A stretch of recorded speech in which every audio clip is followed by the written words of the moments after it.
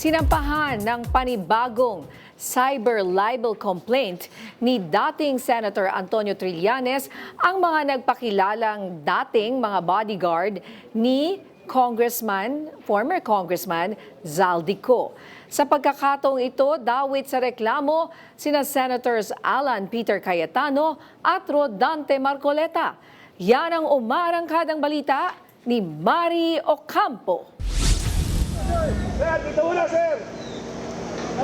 Inihain sa Department of Justice ni dating Senador Antonio Trillanes IV ang kanyang ikatlong cyber libel complaint laban sa 18 dating bodyguards ni Zaldico, pati na rin sina Senators Alan Peter Cayetano at Rodante Marcoleta. Ngunit ito rin patungo na. Sabi ni Trillanes, siniraan siya sa pamamagitan ng mga pahayag na ginawa sa June 4 Blue Ribbon hearing at sa online livestream nito. Ayon sa reklamo, maling iniuugnay siya sa pagbibigay ng milyon-milyong piso sa ICC investigators at sa umano'y pagbabayad sa mga testigo laban kay dating Pangulong Rodrigo Duterte. Giit niya, walang katotohanan ang mga alegasyon dahil may sariling budget ang Office of the Prosecutor para sa mga investigasyon na ito. Giit niya, hindi rin maaaring ituring na opisyal na Senate proceeding ang naturang Blue Ribbon hearing. Tinawag niya ang pagdinig bilang isang planadong hakbang para sirain ang kanyang reputasyon.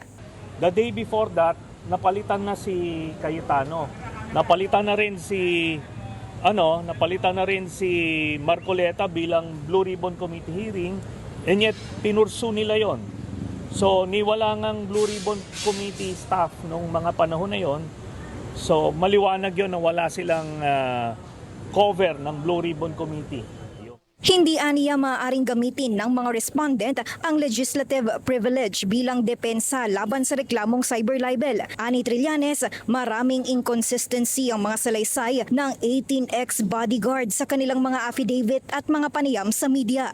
Muli, inulit nila yung mga kasinungalingan na sinabi nila na nagbigay sila ng mali-maliatang pera sa akin para do sa ICC.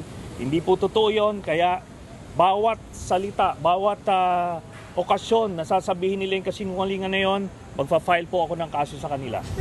Marso nang inihain ni Trillanes ang dalawang naunang mga reklamo laban sa mga dating bodyguard. Kasama sa mga naunang reklamo ang abogado nilang si Attorney Levy Baligod at dating anak kalusugan Congressman Mike Defensor. Wala pang reaksyon ang kampo ng mga senador at iba pang sinampahan ng reklamo ni Trillanes. Ako si Mari Ocampo ng PRTV News, nagseserbisyo para sa Pilipino.